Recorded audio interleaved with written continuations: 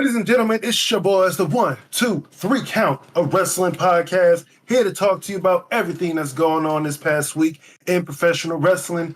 This time, you're going to hear about the Elimination Chamber, TNA's Mutiny, Raw and Smackdown review, because we have a lot to talk about. Put your L's up. And we're going to talk about Patrick Clark's re-debut on indie wrestling. Okay. Coming at you live in 5, 4 now. Hey. Gotcha. All right. How you doing?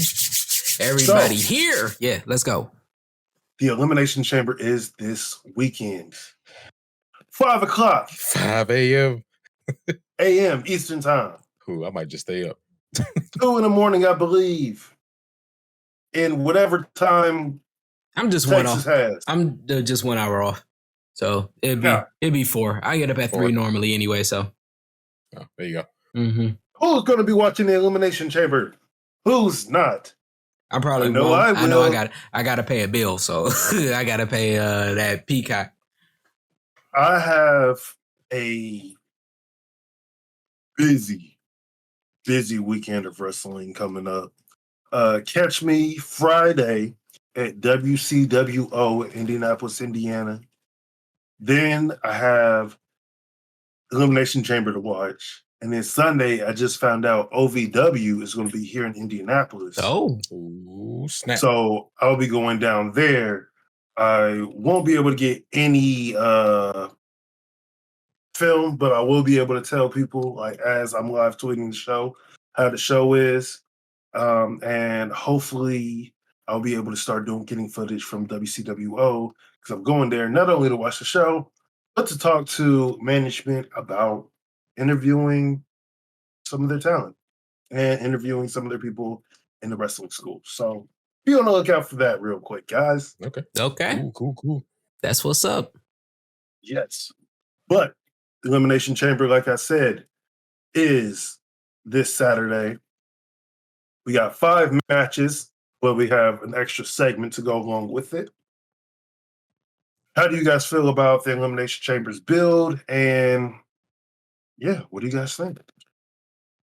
First, I'm gonna let you start. You was gone last week. All right. So as far as the build, I mean, in terms of the chamber matches, I think they've been billed as like, okay, it's not just, it could just be one winner. Mm-hmm. It's like, okay, in the men's, obvious choice would probably be McIntyre, but there's so many stories coming out of that. You got LA Knight and Rollins, Orton and Rollins. It's like, man, you could just go so many different ways.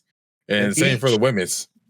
Each Elimination Chamber match, like, the winner goes on to WrestleMania to face either Rhea Ripley or Seth Rollins. Seth Rollins, yeah. So, yeah. Okay. Big stakes. Yeah. Big stakes. So as I hear it. Oh, fuck. Hold on.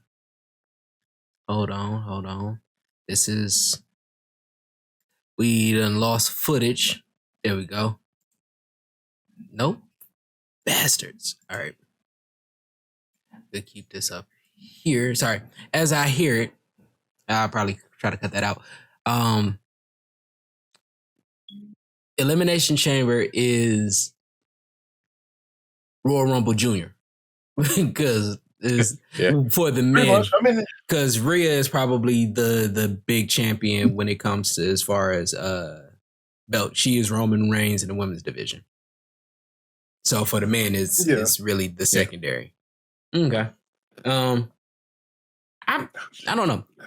Anytime Drew McIntyre is in it now, I'm just excited because he has been the type of asshole that I like on wrestling and on fucking Twitter and Instagram and stuff. So I've been enjoying that. Hello. Oh, mute yourself real quick. Yeah, I'm podcasting. Yeah. So, but okay. So hour and a half. Bobby Lashley, that is the one that is Bobby Lashley is the one that kind of throws me off in this. Sure. Well, not really. No, because right now I'm kind of looking at it now, so it's like, oh shit. Logan Paul is another one. In the match, let's let everybody know who's in the match. Mm-hmm. We have Drew McIntyre, Randy Orton, Bobby Lashley, LA Knight, Kevin Owens, Logan Paul. I can definitely Bobby and Logan just throws me off. I know that I missed a lot. Isn't Logan still like US champion and shit? Yes. Okay, yep. So I mean, if we want to go into predictions right after this, we can get into predictions. But yeah, I could really see. I think this is going to be good. I think this is really going to be a good match. Like, even the women's division, you got Becky, Bianca, Liv, Tiffany Stratton, Naomi, and Raquel Rodriguez. I think, that both of those matches in the Elimination Chamber by itself is amazing. So, I'm really excited for it, even though I'm not too aware of the build. I mean, yeah, go ahead. When it comes to the men's chamber, Kevin Owens and Logan Paul have been, in the program for the U.S. title. So they're definitely like going to be doing something in the chamber. Right. Obviously, Drew McIntyre has had his issues with Seth Rollins. So he is a good, a lot of people think he's going to win. But he's still no one knows if he's under contract yet. But everybody speculates because of what happened on Monday that he is under contract and the way that they've been booking him. Mm-hmm. Perfecto. Yeah. Team Petty Drew all day. Team Petty Drew all day. Randy Orton is the outlier, and so is Bobby Lashley. But Bobby Lashley has been feuding with the Final Testament, which they're going to have a 6-man title match, or 6-man match. A 6-man tag on SmackDown. And then LA Knight, I believe, is supposed to be facing Drew McIntyre on Friday night. Okay. Again, the build, I haven't. I mean, I don't know. It's okay from the stuff that I have seen, but again, I haven't been deep into it. So and I think that the fact that it is for the US, for Seth's belt, kinda makes it. Nah, it's not. It don't have that thing. Like when Roman had it in Royal Rumble and Elimination Chamber, you could probably fight him in a match at WrestleMania. Was like, okay, so this is intriguing. I think I can't remember who said it between you or Chris. The second them burying that belt as the secondary belt kinda ruins this as far as Bill goes. I mean, if Drew wins, I feel like Drew's going to win at Mania, and I think Drew deserves the title, and he can help elevate it because, again, Seth Rollins is hurt. Yeah, I agree. Put a hat on the dead horse. Might be a little lackluster, like building the title, but with the right winner, makes it being McIntyre. Yeah. Seth Rollins is hurt. CM Punk is both hurt. Yeah. 6 to 8 months. That was supposed to be the match. Yep. And with those CM Punk and Seth Rollins versus Roman and Cody Rhodes, like not really versus, but them two, like those two titles, both matches would have been amazing, and both matches could elevate the title. But sadly, life, injuries. Yeah. I was really about to write predictions down, but we're in a new year and we're not setting that We're not setting that as this is what we're gonna do for an Elimination Chamber. No. Yeah. We're not doing that. So yeah, I'm keeping to my word, people. New Year resolution, new me, and all that good stuff. We not doing They scared. They scared I'm gonna win. No, we're not doing predictions. I think Drew's week. Gonna win regardless. So yeah, Drew's gonna win. I think Drew's gonna win regardless. It's the best choice. It's gonna be Bobby. If Bobby does, I'll be happy. Black History Month and all that, you know. I feel like the Final Testament somehow is going to interfere. I thought they would have interfered in his qualifying match, to be honest. Well, saying that, well, yeah. Like their little program has been on and off. Yeah. But, because I mean, they were supposed to have a 6-man tag 2 weeks ago, and it just ended in shenanigans. Yeah. So we'll see how it goes Friday. They're probably just dragging this out to WrestleMania. Yeah. I would rather them have the 6-man tag at WrestleMania, but I feel like it's going to be Bobby versus Karrion. And then I can see them Akam versus or AOP versus the Street Profits. Get my boys on the show. Show shows. Hold on one second. Yeah. I am looking for something. Hold on. Okay. Well, then we also have the women's Elimination Chamber: Becky Lynch, Bianca Belair, Liv Morgan, Tiffany Stratton, so Naomi, and Raquel Rodriguez. I'm gonna say 2 things. One, give Tiffany Stratton her music back. They take her music? I missed that. They took her music. Take everybody's music from NXT. I'm afraid of what Braun Breaker's music gonna be on SmackDown. And then 2, like this match has a good build as well. Yeah. At least with Becky Lynch, Bianca Belair, and Liv Morgan. Becky Lynch and even Raquel, I would say. Yeah, because wasn't Raquel's title match was ruined by Nia Jax. Because I know Becky Lynch and Mommy had a little thing at the press conference. Yeah. People have been wanting Bianca Belair and Rhea Ripley for a while, and their match at NXT was amazing. Yeah. Liv Morgan has a valid point where Rhea took her out. Tiffany Stratton, you don't even go here. You just got here. He said, you only been here since Tuesday. Oh, I was dying. Naomi just came back, so I'm really looking forward to seeing her. And then I love her new music, by the way. I know a lot of people was like iffy about it. I was like, I like they give her a new song? I was like, okay. Yeah. I like it. Feel the glow. Right. So, first of all, I do think it's probably good. I would probably say Becky, but Okay. 2 things before. Well, 1 thing before we continue with the women. I was trying to figure out who did Seth Rollins, not Seth Rollins, but Logan Paul interfere with to cost them the Elimination Chamber win last year. And it was Seth freaking Rollins. So I just seen that clip earlier, actually. So if it looks like Logan comes in, even though Seth is injured, if he was able to come out, interfere, curb stomp, walk out, and give that to Drew, that sets up a match for Seth versus Logan after he gets healed. So even though he'll lose the belt, or see, here's what I'm hearing they're trying to set up for WrestleMania. Logan Paul versus L.A. Knight. Yeah. So I'm okay with that. Yeah, I'm going to go with that too. I don't think Seth Rollins is going to get involved whatsoever. Okay. If anybody will get involved, it's going to be Sami Zayn. Yeah. Okay.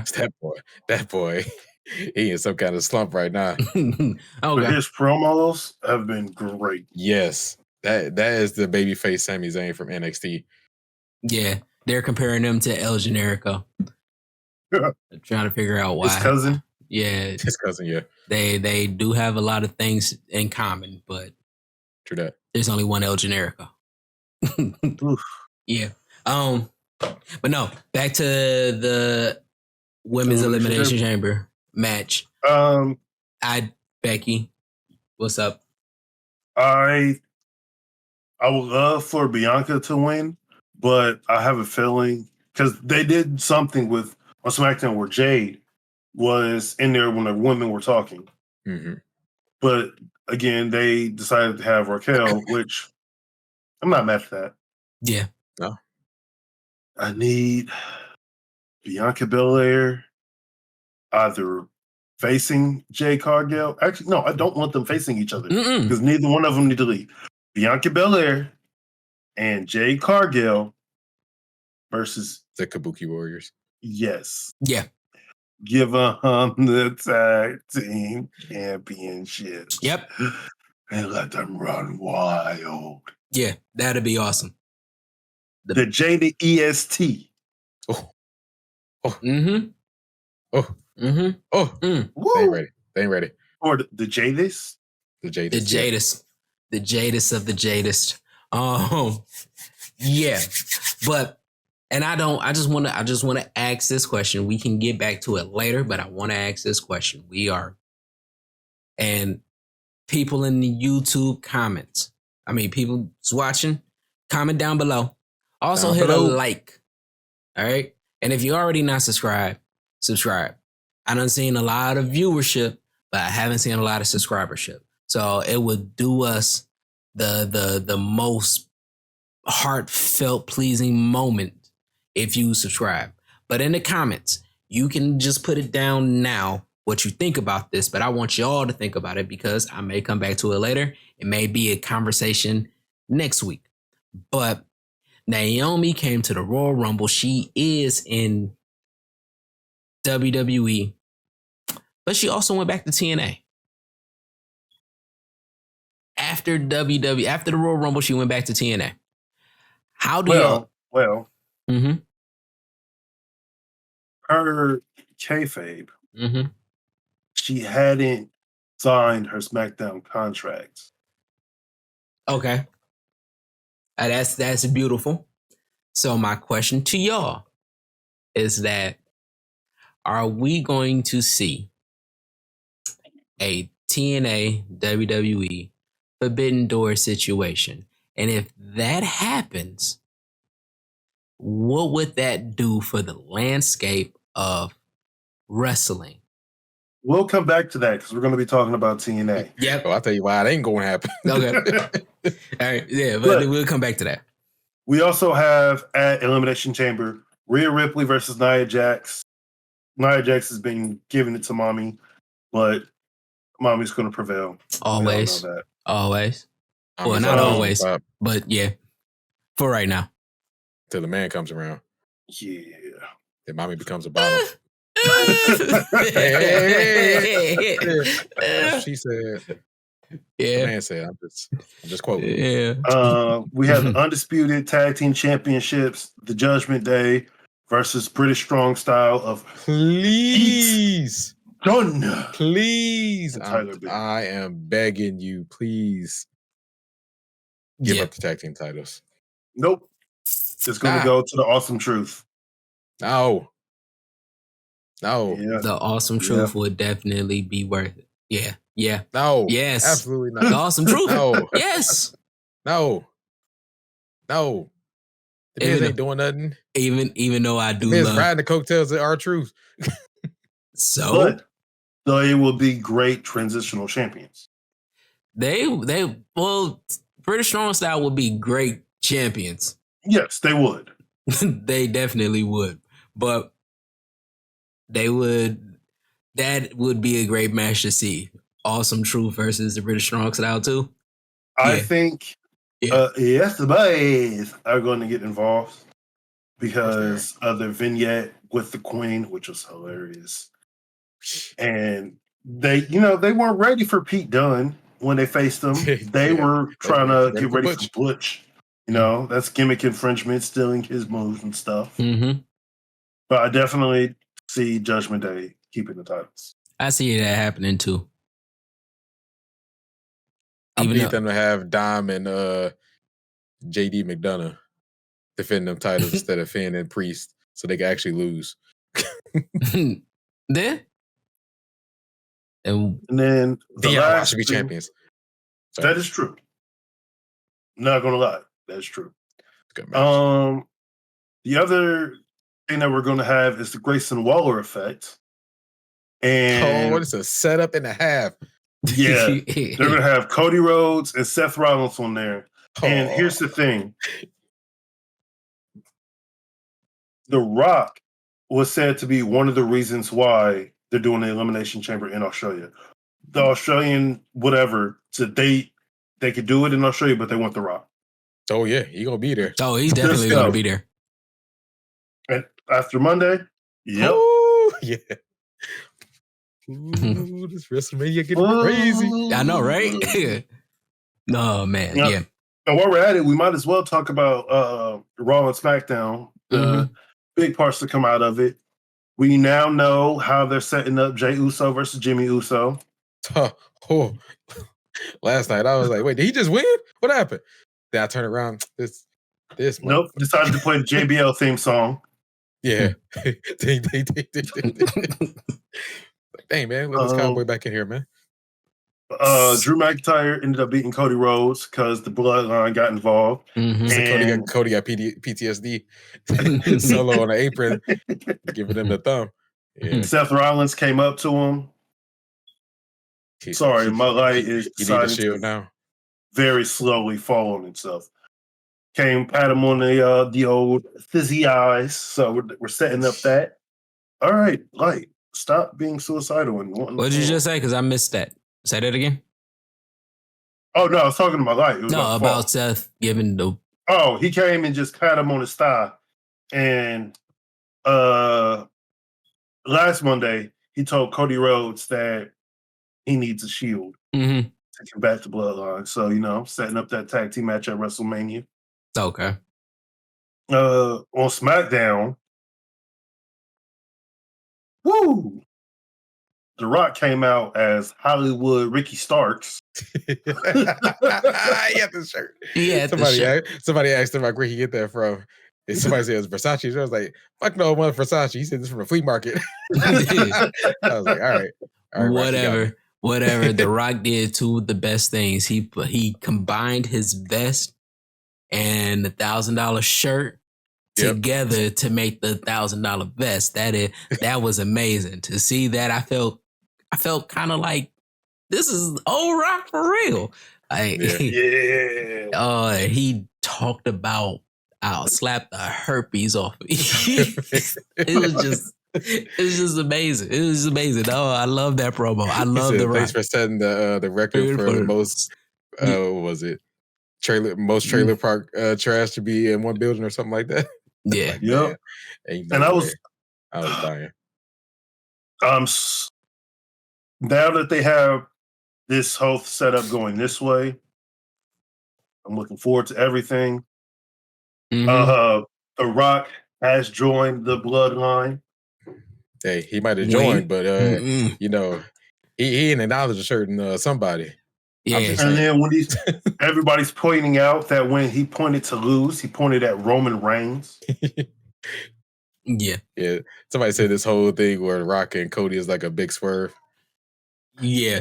No, this is quite literally like, okay, I'm gonna say this first of all, because I gotta stand up for my boy, the people's champ. First of all, no, he is nowhere near the people's champ. First of all, he wasn't throwing up an L. No, The Rock. He wasn't throwing up the L. He was paying homage to the Gun Club. He watches AEW. He watches AEW. He see how Bullet Club Gold is going. So he was like, bang, bang, gang. You know how that goes. So he wasn't disrespecting. He a fan of Rock Hard Juice Robinson. He's a big fan of Rock Hard Juice Robinson. That's why he allowed him to have The Rock and Rock Hard. That's what I'm saying. But secondly, if this just so happens that the tribal chief gets a little out of pocket, right? Something just happens. I can see this going the Nation of Domination route. Now, if it goes the Nation of Domination route, that means The Rock is going to be there for a minute. He's probably going to be there for. I mean, he is a part of TKO, so yeah, but he's going to be there. But he's also a movie star, and so movie scheduling and all of that probably would be like a hard thing if he decides that he wants to go that route. But I think that let's just take this out of kayfabe in my defense of The Rock. I really do think that this is going to be how he did Farouk in the Nation of Domination, and it's going to go all the way up to SummerSlam, and it's going to be The Rock versus Roman at SummerSlam, and that is going to be fucking phenomenal. And he's going to take I would rather have Rock and Roman at SummerSlam. Yeah, because it's going to be in Cleveland. That's only a 10-hour drive for me. I can make it out to Cleveland. Shit, Chris, that's only a 3-hour drive for you. I was about to say, I could probably make it to Cleveland. Yeah, shit. Both of y'all can meet up. Tell Chico I said what's up, and Chico, can he hook the 3 count up with a couple of? Oh, well, we'll get into that later. I mean, but before we finish this, speaking of the bloodline, I want to shout out also known as Pops. He is the uncle of Roman Reigns. Mm-hmm. This weekend or last weekend, he announced that his wrestling promotion, WXW, will be closing its doors due to him having health issues. And I just want to say thank you. Yeah. Thank you. You've given so many of my friends, like Chico Adams, like Ariel Dominguez, like Vertigo, so many opportunities to shine. It's been a great 27 years for your business and your company. Thank you for everything that you've given the wrestling business in of itself. And we wish you the best of health. And for the last show, I need all the workers to go out there and bust their. Yeah, I need to see that. Hopefully, I gotta check to see. Like, I didn't even know WXW was around. If there was an NOI family wrestling promotion, yes, and if they have recordings, I am definitely about to binge that. Hopefully, they get his health thing squared away, and maybe Aries opens up under Rikishi, because I think that would be good. That's. I love when the family holds it down for everybody, and he's been holding it down for 27 years. So the wrestling family, get behind him, work towards the best health that he can have, and all those good things. I'm not even going to talk about the distant future, because the time gets everybody, but I'm not going to talk about that right now. Let's just focus on him having a great next 15, 20 years. Just full of enjoyment. I mean, he's seeing his family being at the top of the wrestling world right now, and that's amazing. And I can really understand him just taking a break and just basking in that. So yeah. Yes. Prayers to him and great health. That's the last thing. Prayers to him and great health. Okay. True that. And let's see. Oh, so you guys want to know something funny? Yes. Super hilarious. Mm-hmm. We have a pay-per-view this week and next week. Oh my God. AEW Revolution. I forgot about Revolution, dude. I have too, and it's been like, oh man, I forgot about Revolution. Thank God we didn't do the promotion. Does it feel like the build for AEW Revolution has been kind of lackluster? I don't even know what's happening on that card, dude. I only know 3 matches, maybe 4. Triple threat for the AEW title. Mm-hmm. Tony Storm versus Deanna Purrazzo. Maybe Sting's last match. Young Bucks. But also Edge versus Christian. Or Adam Copeland, sorry. Hold on. was the triple threat. You said the triple threat. Samoa Joe, Hangman Page, and Swerve. I would love to see that. But they add 15 matches next week, so you ain't got to worry about that. Yeah, they gonna add 15 matches on Rampage next week. Right after we do our I don't know. After we do our predictions, because that is one of the ones that we actually have to do a prediction on. That is one of their big ones. So, yep. So, I was thinking, do you think AEW should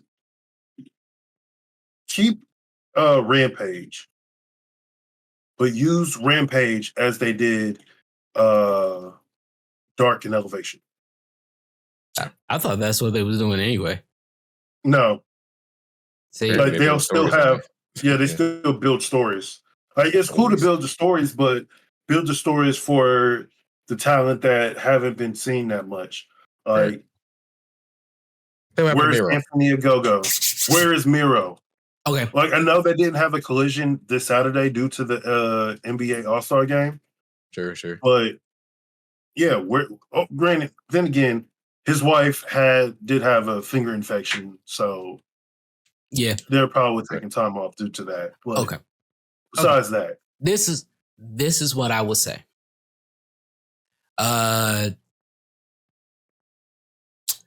Rampage should move to TBS. That's one. It should also move to Tuesday. I was actually move on Friday nights. Yeah, move on Tuesday. Same hours as TNA, and at least give them a chance to get their lick back. Because either TNA is on. Not TNA, but NXT, my fault. And just give WWE a chance to get their lick back. Maybe that'll help y'all jump up. You make it a developmental like Dark or Elevation, and then may the best man win. You get a bunch of the younger talents on there. You can create the storylines on there if they're good enough to be that. Because Rampage is live again, right? No. Oh yeah, it's recorded. Fuck, it's tape. So, I would say that, do that. Whichever one is like becoming whatever story started becoming bigger, then you just move them to fucking Dynamite. You won't be doing too much if a person, if somebody like Scorpio Sky was on Rampage and he went against my boy Kip Sabian, that whole story becomes big enough to warrant a match on Dynamite. And then you can build the story, hey, last week on Rampage, when it's on Tuesday, you explain the story of what's going on. And if they put on a great match on Dynamite, then that story builds. And you can actually literally keep it on. Like, you can give them a 2-minute match on Rampage after it's over with. And then, like, the following week, they'll have a 5-10 minute match and then do promos on Rampage. And then, they do a big time promo on Dynamite and then have a match on Rampage. And that'll take your viewership to one to say, okay, we've been following this match. We don't get a chance to see all of their matches. So let's go on Rampage to watch some of these matches. Like they can definitely switch Rampage to TBS, because I'm looking at the schedule right now, and I don't know if it's just for this week or if this is the actual schedule, but they have, which The Big Bang Theory is a great show. Love the show. It's always on. But from 4 p.m. until 10:30 p.m. It's just all Big Bang Theory. It's all Big Bang Theory. Yeah. I mean, so they definitely could bring in just an hour. Rampage is just an hour. Hell, if you don't even want to run against NXT, bro, do 7 to 8. Yeah. I mean, it could work. One of the big draws of Dynamite when it first came out was that it was going against NXT. Spark that light again. Just do that. It's a simple short-term fix. I don't know if they got the buzz they had back then. Just the fact that happens is going to be the buzz. Oh, they're revamping, and they said that this is war, and you can make Rampage a war zone. Like you can pay homage to the old Raw's War as it comes on with the cars being on fire. You're already looking like you're in an abandoned building. Just throw some cars and put that on fire there, and just like, oh, they taking shots at Raw. Like you could do a couple shots that mimics it, and then you just build talk, because then it'd be like, oh, y'all just trying to copy Raw. But let it be all your developmental stars, because now that gives them some shine. So, with them doing this kind of validate what O'Shea Jackson has been stating. So, like you guys said, he did an interview with Van Vliet, and all these AEW farmy little jerk-offs are getting mad. Yeah. Because is right. Okay. Before you say if he's really right or wrong, let the viewers know what you're talking about. I ain't gonna do no justice. Chris, tell him what he said. Okay. So O'Shea Jackson was on Chris Van Vliet, and he was basically saying that he gets told that he's not a real wrestling fan when he's watching AEW, okay, who's this guy? Like, don't attack the guy because he don't know who he is. Yeah. Like, he was just saying that AEW needs to put out more kind of like video packages to show exactly who the superstar is, who the wrestler is, who the talent is. Like, he's just expected to know that, this guy was, 8-time New Japan champ or something like that. Just supposed to know that while Excalibur runs down this whole resume coming down the aisle. I was like, no, show me. And he even compared it to like UFC fighters, they do video packages showing like, okay, he came from over here. He's been in this division doing all this, then the other guy, vice versa. And even if you're not going to because obviously they won't have time to do it on their actual broadcast. Bro, right. You guys have a thriving social media. Yeah. That's all you have to do. Because that's what Tony Khan does anyway. Oh, I'm doing this match on this. And he promotes it on his Twitter. Bam. You got this match going on. Mm-hmm. If people haven't seen the person before, video package. You can put a video package right with that post. And seriously, and then you know how many Will Ospreay clips I didn't see before I actually seen a Will Ospreay match? Yeah. I mean, but that's how they get to be big stars. And here's another thing. When you start bringing out these New Japan people, when you start bringing out all of these legends that we haven't seen, CMLL, AAA, or AA. I keep fucking that up. AAA. When you start bringing in some of these, put them with great matches with some of your rising stars. Because here's what's going to first happen. It's going to be, who's this New Japan legend? And then it's going to be, who's this new dude? And then when you start doing those matches and they put on a great match, it's kind of like when we found out about, when the Mask found out about El Vikingo. It's like, who's this guy? And then he just did all the crazy shit. And you was like, oh, I got to catch up on what he's been doing, right? Yeah. So if you do that for them and you create a video package for the both of them, post it on Twitter, post it on Instagram, post it on all your stuff, do a YouTube Shorts, a Reel, TikTok, and you do a video package for the both of them, it can prep. But even the people that don't prep, when they go back to look for it, they have a trusted site where they can just go to and get some of the highlights. Right. Mm-hmm. So it is like a lot of what AEW can do.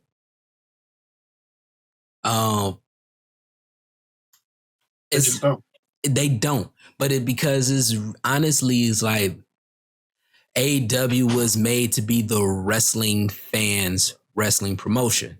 So if you're not in the know, a lot of times it's like I'll say it like this. Me as a casual fan, when I first started watching AEW, I didn't know who the Young Bucks were like that.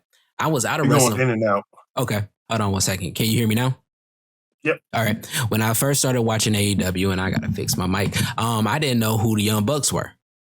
After seeing a couple of their matches, it was like, okay, now I definitely got to go back and watch them. When they made a big deal about how big they were and all of this, and I was like, okay, I got to watch them. When Kenny Omega came, I was like, okay, I got to watch them, right?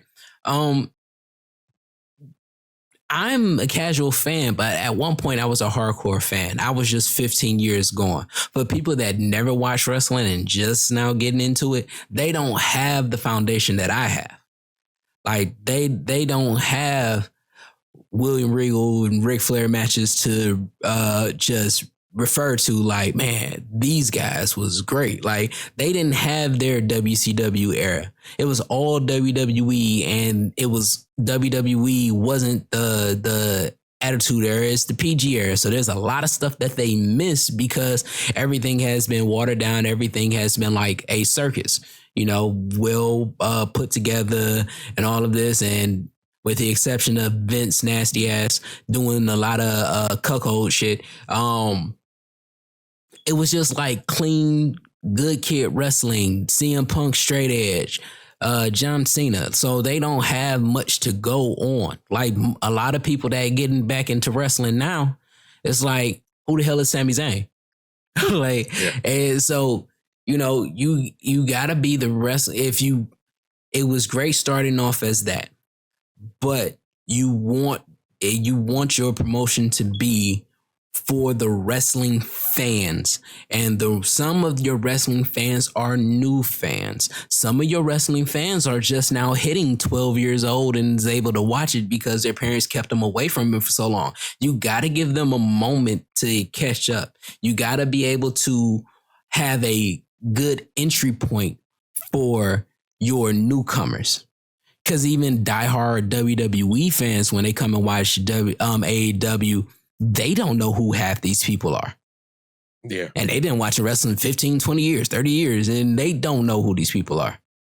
So you put Chris Jericho with some of these legends and you're like, oh, who's this guy? You put some of these legends with a couple of new people, then it's kind of like the Darby and Sting. If you know who Sting is, you'll watch Darby just because off the strength.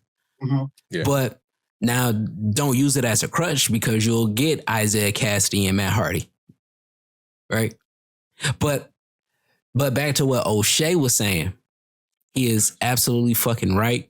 AEW fans and WWE fans, y'all need to stop treating some of these people like they're dumb just because you've been in the know for so long. Because that's the only way you really grow is to be welcoming. Nobody goes into wrestling and be like, who is that? And people be like, oh, you don't know who Andrade El Idolo is? Yeah. Nigga, I don't even know how to pronounce that. Like,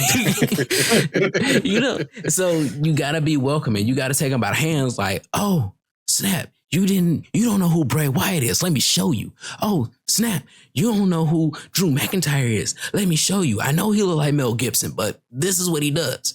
This highlighter. Yeah. Let's put, okay.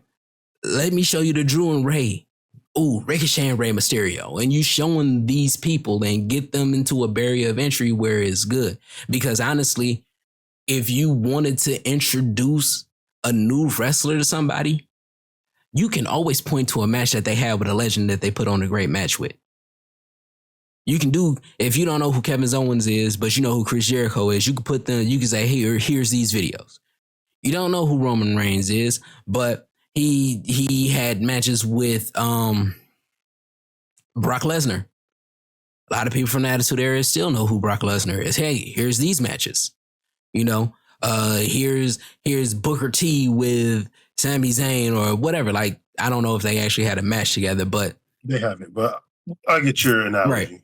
So, but that's the only thing that's what y'all have to do, and wrestling fans need to stop being fucking stuck up assholes. Yes. And going on to our next topic, is TNA having a mutiny? Maybe, maybe not. Absolutely, I would. So Scott D'Amore, who has been running as TNA president for a few years now, recently got fired. I think we talked about this a few weeks ago. Man, he's the whole reason TNA got his name back. Yes. It's crazy because there's multiple different stories about why he got fired. Supposedly he got fired because Anthem didn't want to give them too much money. He's been fighting for them to get more money. It's also been told and said that Scott D'Amore was trying to buy TNA Wrestling, and they wouldn't sell it to him. But regardless of why it happened, he got fired. The wrestlers didn't like it. They've come together. Someone's written a letter, and a lot of the wrestlers have signed it, asking for Scott D'Amore to be reinstated because they don't know who is going to be like in charge, booking the wrestling shows. There's no reason why somebody who has never been in wrestling or never been to the heights that Scott D'Amore has been in just TNA wrestling, should run the day-to-day wrestling business, be the booker, the promoter, yada, yada, yada. So they're all signed a petition. Now all of them putting a hourglass on their social media. Taking a page out of Karrion Kross, TikTok. And people are speculating that come some of these time to resign some of these people, they're not going to resign. People like Moose, Jordan Grace, Gresham, Josh some Alexander. of the big names. Yeah, the big ones. Not just the, you're just here for a hot coffee. No. The ones that they're paying a good amount of money to. Okay. They're probably going to let them walk too, watch. Okay. They will. Okay. Let me ask you this question. Because my timeline is a little messed up. Was Scott D'Amore still in charge when Naomi and Jordan Grace came to the Royal Rumble? Yep. He was fired right after that. God damn it. Maybe a week after. Okay. Well, then my defense is just shit. Because honestly, because what it is that if he had the wherewithal to do what he's been doing with AEW, and then to turn around and do what he did with WWE, if he has the vision to see what's about to happen, and he played the middleman and all of that, there's no reason that he really should have been fired. Oh, y'all want more money? Here, have more money. You want to buy this? Well, we don't know what to do with it. You should buy it. Because guess what? If Scott D'Amore is still there and he did all that, he played middleman to get Naomi where she's at back in WWE, and they made a good light for TNA, then he's like, all that does is a win for us. For the people that don't watch TNA anymore, well, this is what we got. This is the talent that we have. Because by no means were they just there to make an appearance. They held it down in the Women's Royal Rumble. Like, so there's no reason for that to actually happen for him to be gone, because everything he was doing is going to benefit the business. And if wrestling is growing to an obscene number, because again, ESPN just now starting this month, they're going to be, and we reported this last year, they're going to air AEW Dynamite in one of the not Middle East, but one of the Eastern countries. I can't remember. I think it's Vietnam is one of those areas. So so ESPN, who's been working with WWE, now has an opening for AEW. Y'all just created a forbidden door type situation for TNA and WWE. You still have a working relationship with AEW. What you could have done, it was been the biggest thing in wrestling, playing the middleman just because. It benefits you. And now you just do it all away for one promoter, one GM, one day-to-day manager, one booker who has the site, who has the foresight, the relationships, and the respect of the roster. TNA just probably shot them. I won't even say shot themselves in the foot, but they probably getting ready to shoot themselves in the head because y'all just got TNA back, which was a big deal. Y'all did all of this from this guy, and then you let him walk. It's stupid. And the second dumbest thing. Oh, it keeps going in and out. Okay. The second dumbest thing is the fact that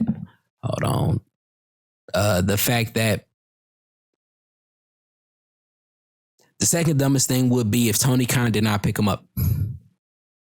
Yes. As soon as I saw that he got fired, I was like, hey, Tony. Scott D'Amore would be the perfect person. I didn't even think of that.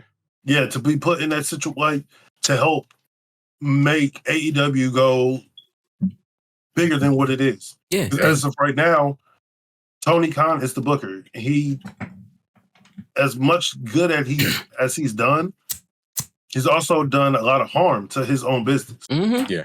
Mm-hmm. And with having someone like Scott D'Amore as just like one of his trusted confidants, someone who can actually be like, hey, let's try doing it this way. Let's not just have you go, hey, we're going to do really good. And, we're going to be doing everything for next year's Wembley All In or All Out. I forget which one. Yeah, there's no reason why we should constantly be hearing about Wembley when you have different shows throughout the month, like the year, you got Revolution that aren't being talked about. Double or Nothing. Yeah. And if and like I said, I'm not a big TNA fan, but with everything that he's done to bring TNA to where he's at, if he had the power with the budget of AEW, with the roster of AEW, oh man, yeah, and a lot of your up and coming stars, even if they go to right, like even if you got the talent at TNA, like okay, Scott D'Amore not here no more, he's over in AEW. Maybe he put in a good word for us. Like, that's just building up the roster even more. Yeah, and then you got somebody that knows how to work it. Oh, Josh Alexander versus Jay White. Yeah. Switchblade. Oh, did we get Chris Bay over there? Oh man. Then we have way too many Bullet Clubs in one spot. Never enough. Stop it. They just come together, create the Bullet Club, like Bullet Club Platinum. But Platinum. The last story that I have for us is over the weekend. The wrestler formerly known as Velveteen Dream, Patrick Clark, re-debuted in the New York City indie event.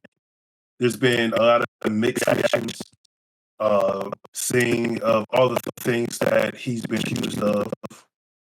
And I just want to know, how do you guys feel about those? Which he had receipts for, by the way. If you go watch the Chris Van Vliet interview, that man had receipts on receipts on receipts. Nothing but false accusations about everything. He was just caught in the wrong place trying to help some kids, trying to get into the wrestling business, basically. And they took advantage of him. At least that's the story I got from him.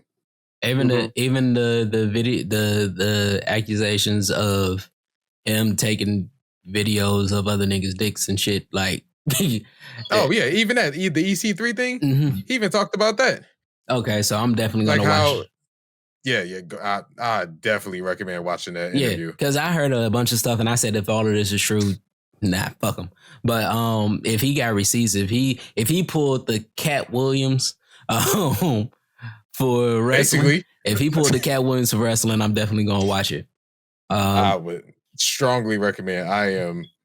I for one am excited to see what Patrick Clark does from here on out. He was a phenomenal athlete. Oh yeah, and his character They was calling him the next John Cena. Yeah. John Cena said that. Oh, wow. You can't. Wow. He even said it. Like, Christopher Lee was like, what is it like to be like wrestling's biggest what if? I'm like, yeah. It's like, he's like, I'm not a what if. I'm like, what could have been? I'm like, or what could be. It's like, he can still do it. Yeah. I believe in him. I definitely watched that interview, though.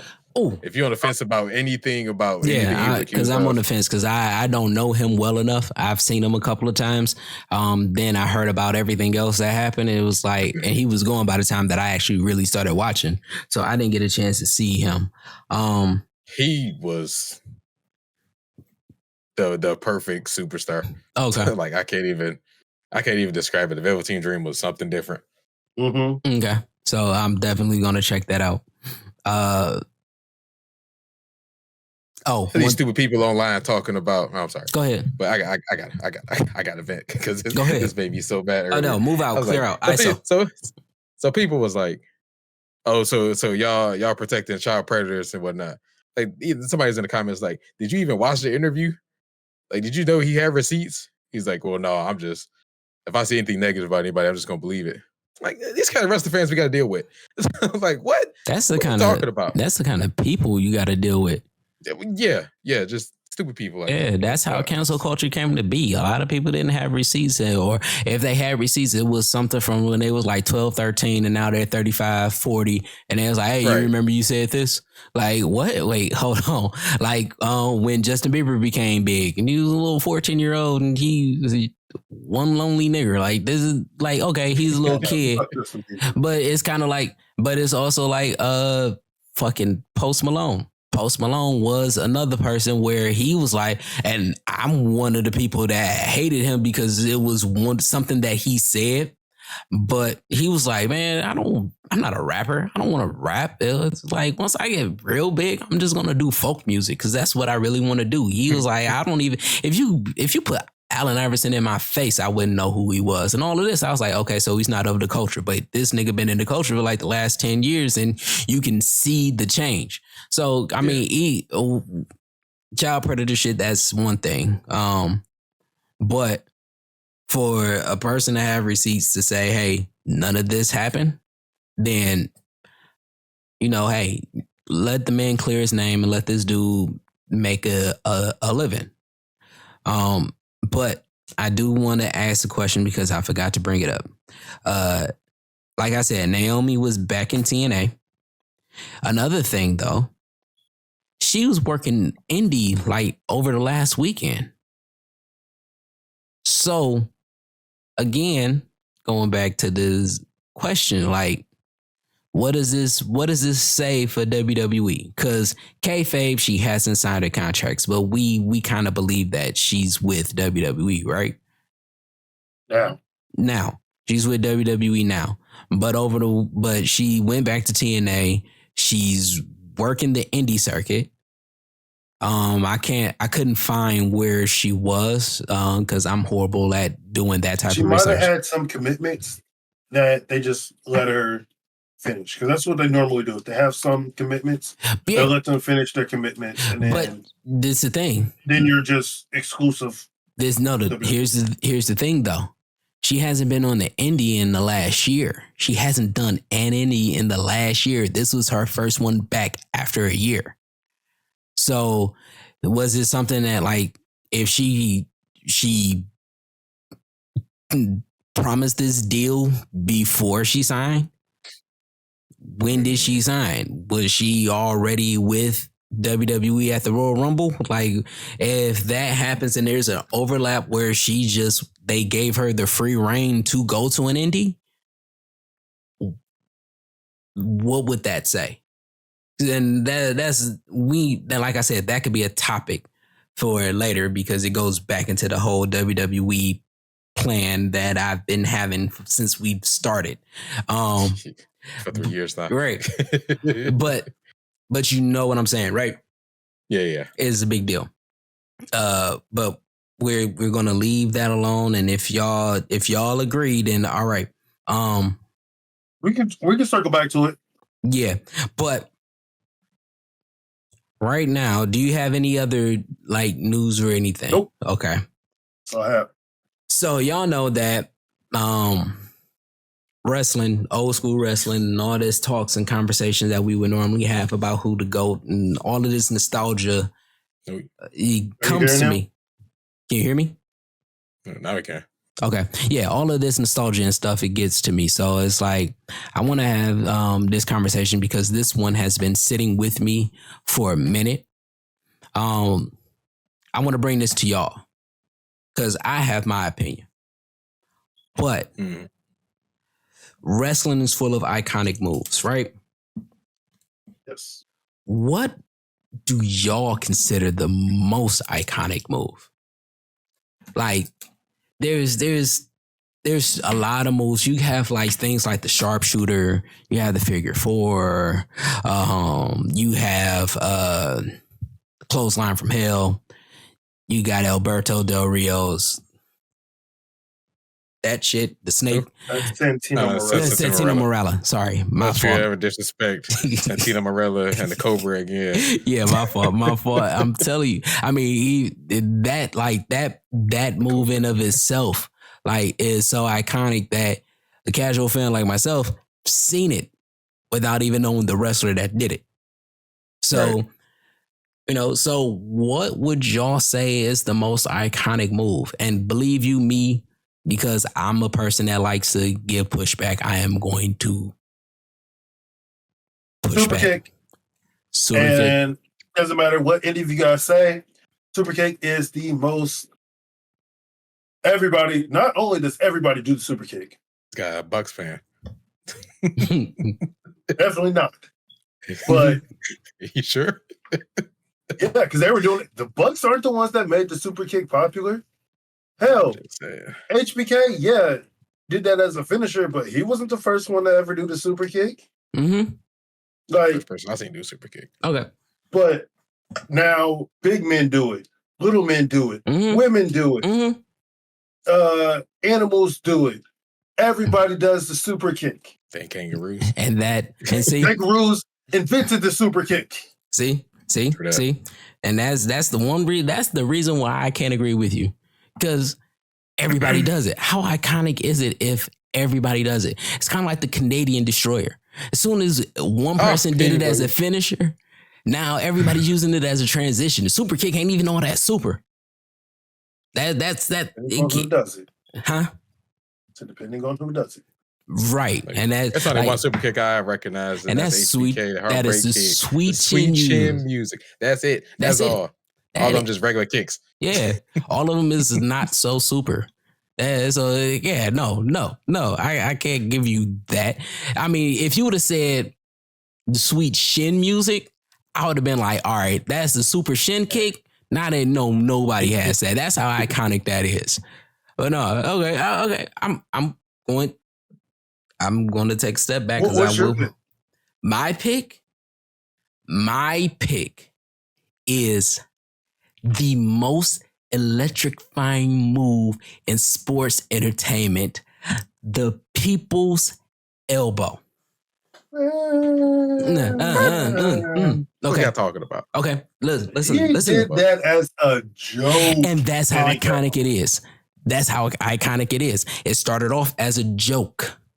And then it got so big that you got Scotty Too Hottie changing it and making it into a worm. That's just really the fucking people's elbow. The person's laying on the ground. You doing your chop to the throat. No, it is a chop to the throat because nobody can do the people's elbow like everybody, like The Rock can do the people's elbow. So they had to say, "Oh, let me try to find a way to make it mine." So he does his jumping around. WORM.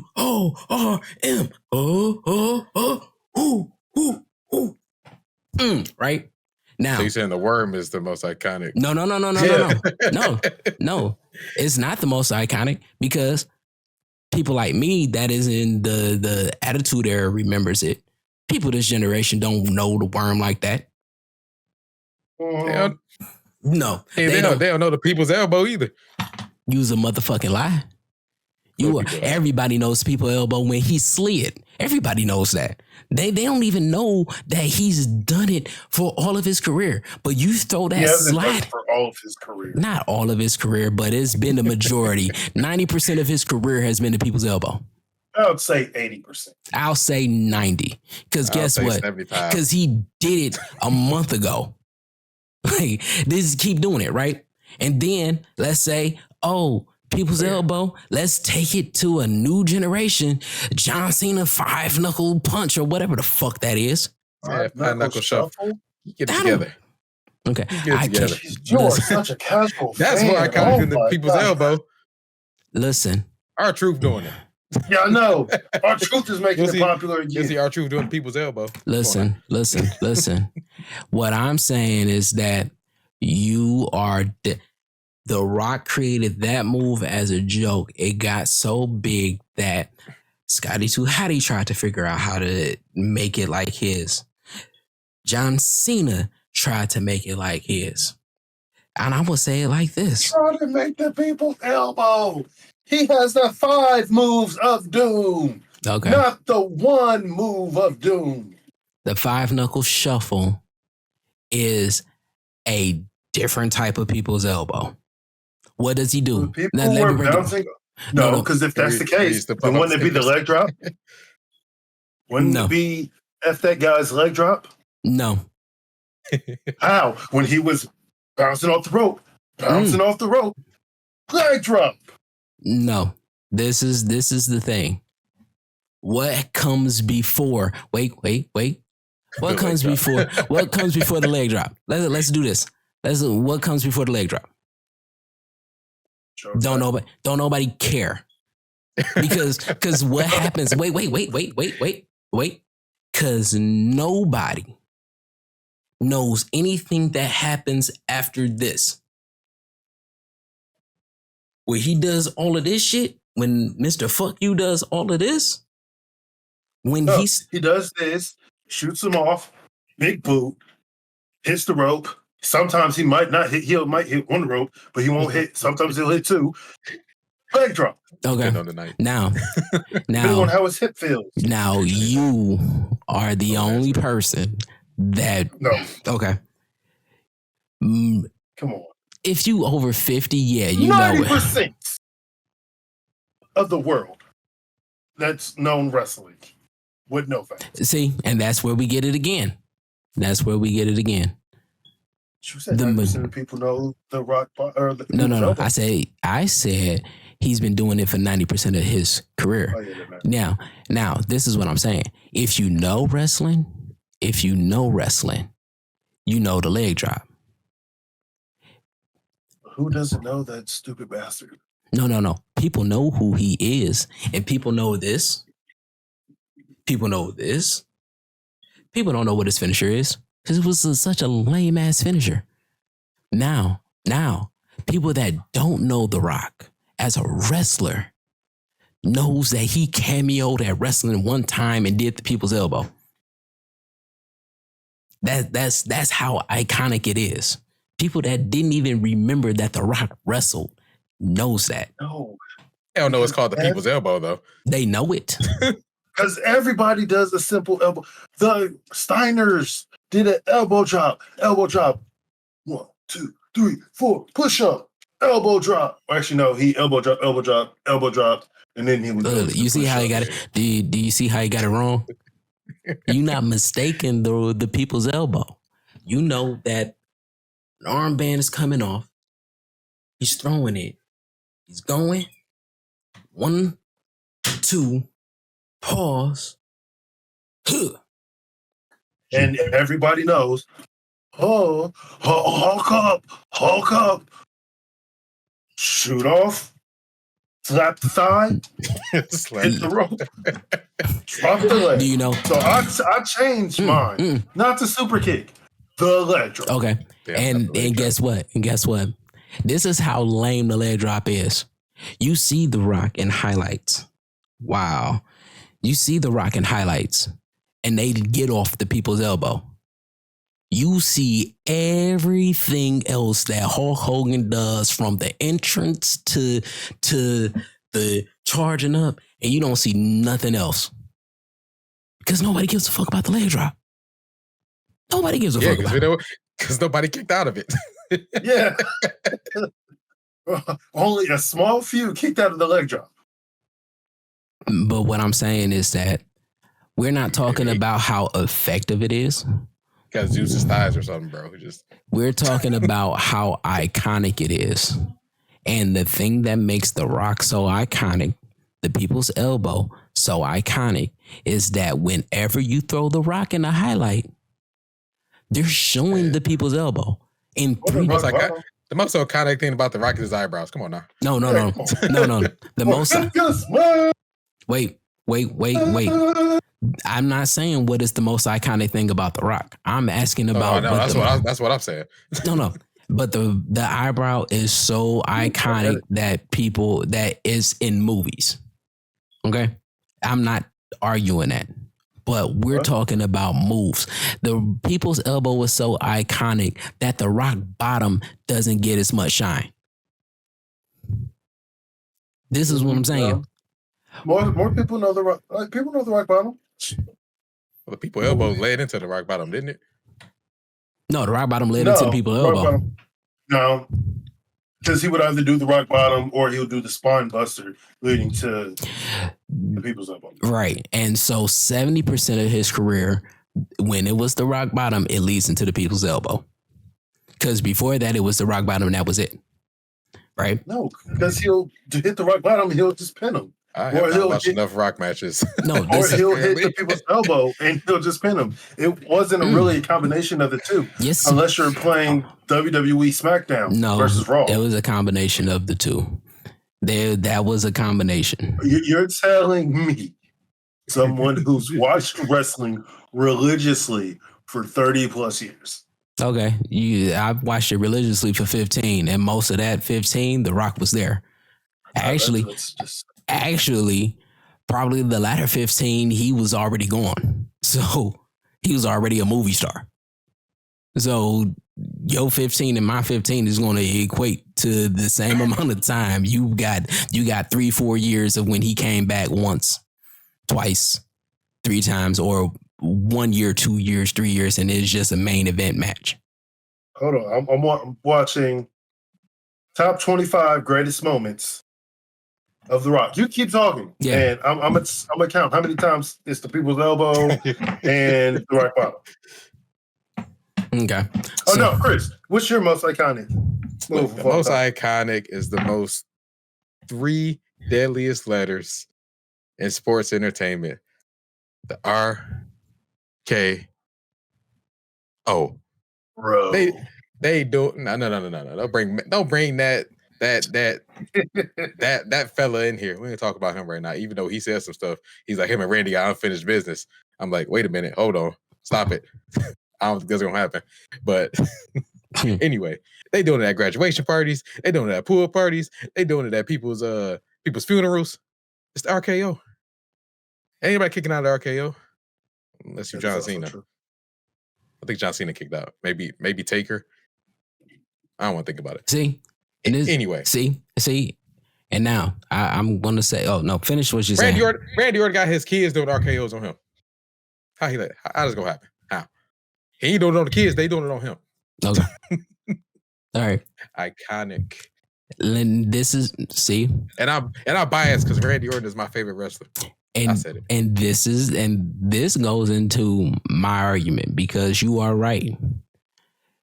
RKO is so iconic that everybody is doing it. Everybody knows it. Even niggas that ain't even into wrestling knows the RKO, right? Exactly. Just like the Rock, just like the people's elbow, right? Okay. I ain't never seen no video of somebody doing no people's elbow at no graduation. Okay. We did not have. Well, get with the times, old man. Yeah, no. So far, I have seen the rock bottom 3 times. Mm-hmm. I've seen the rock bottom now. Hold on. Anyway, 4 times. Mm-hmm. And how many times have I seen the people's elbow? None. Okay. What are you watching? WWE's. Actually, nope. He's doing the people's elbow right now. So that's one. Wait. Wait. Let me ask you this question. 25 greatest moments in WWE. Wait. Let me ask you this question. Are they counting down? Yes. Okay. So as it gets going further and further, you're going to see less rock bottoms and more people's elbow. You give it a full. No, stop it. Stop the video. So you just keep. No. Because, bam, he's going for his fourth rock bottom. Mm-hmm. And this one's a double rock bottom. Mm-hmm. Two. Mm-hmm. The double rock bottom. This one doesn't count because he's doing a nope. Don't be the thing with what's Mick Foley. He's doing the thing with wait. Okay. It's two. Mr. Sacco. That's a good one. Now going back to I'm gonna let you keep talking. I'm just gonna I'm done. Okay. RKO, so, most iconic. So, and I will say this.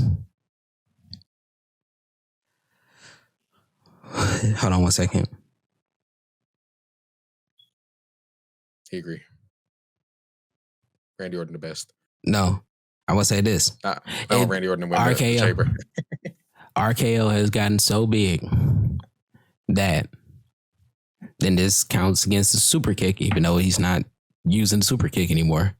That super kick was iconicized. I don't even know if that's a real word. By Shawn Michaels in the Sweet Chin Music. Diamond Dallas Page had the diamond cutter. Yeah, we know. Right? But Triple H had the diamond cutter. But RKO had, the cutter is RKO to the point where they're making an argument who's more vicious. It's to the point where Cody is trying to get into the conversation with this fucking Cody cutter. That is not the RKO, but he made it his own, just like how the fucking John Cena created the 5-knuckle shuffle from the rock bottom. All of that build up and everything goes from that. So I agree with you. That is iconic. But my argument is still that I can't even make that argument with him. No, I can't make that argument. When it comes to the people's elbow, nobody can do the people's elbow except for R-Truth.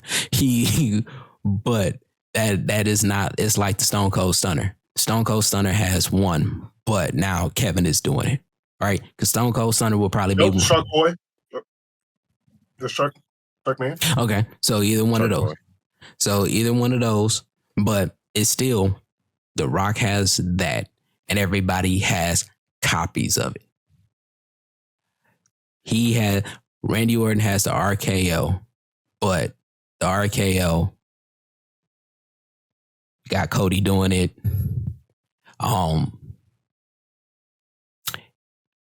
Is it as measured?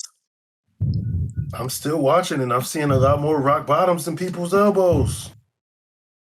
Let me ask you this question. How many rock bottoms went into people's elbows? None. He's hitting the rock bottom and he's pinning them. Stone Cold, John Cena, Triple H. Mm-hmm. Okay. I will get into but everybody had bought into the idea of creating a move that wouldn't normally take anybody out, but because the build-up, the momentum, and the excitement of the fans, it becomes a finisher, like the people's elbow. He had the build-up. They laid there for a minute as he did all of what he did just for them to be taken out by a fucking elbow. It's kind of like Rey Mysterio. 619 going, and he's doing the little wheel kick that wouldn't normally take anybody out, but that becomes the finisher. The 5-knuckle shuffle wouldn't take anybody out. Never did the 619 as a finisher. It always led up. No, that to is either the Hurricane Rana or the Splash. No, as of late, and Chris, tell me if I'm wrong about this, because I know that you've been watching a lot of Rey Mysterio lately. The 619 has been a finisher for a minute now. It's never. No. 619 always led into the frog splash, right? Yeah, it did lead into the frog splash, the splash, or the hurricane runner. Okay, I am wrong about that. And trust me, the Rey Mysterio is by far my favorite wrestler of all time. Okay. I know my Ray. I'm wrong. We gonna listen, people. We gonna put this in the comments. Y'all can have the argument in the comments. We can go at this, and I'm probably gonna bring it back up once I'm a little more prepared for this, because I didn't think I was gonna get jumped in this situation. But we gonna go into we'll bring this back up later. This guy pro Rocky. Get him out of here. We want Cody. Want Cody. This guy. All right. This guy Rocky bloodline over here. I forgot I had rice sauce. Okay. Is there anything else? Nope. All right. Next chamber on Saturday. Let's do it. All right. Another episode in the books, people. Another episode in the books. We finally did it. We got through it. Everything that you go through in life is only temporary. So please remember that. Take it in. And it's always to be a lesson or a memorandum of being the best person that you can be. So taking the bad moments, taking the good moments, learn those lessons, and you're going in and out. So I'll finish this for you. Just know that everything that comes in life comes in waves, but all you have to do is make it through. The waves come in, they always come back, or the waves go out, they always come back in. You can make it through anything that you put your mind to. Keep the positivity going. Remember, if no one tells you that they love you, Audie loves you. If no one tells you that they like you, bro, do something better. No. We like you because you have watched us, you have communicated with us, and just remember to watch, participate, be on Twitter, Instagram, the forums, and all that stuff, and just love wrestling for what it is. A great sport where man meat slaps man meat. Yes. All right. So until next time, have a good night. Peace. Love y'all. We out.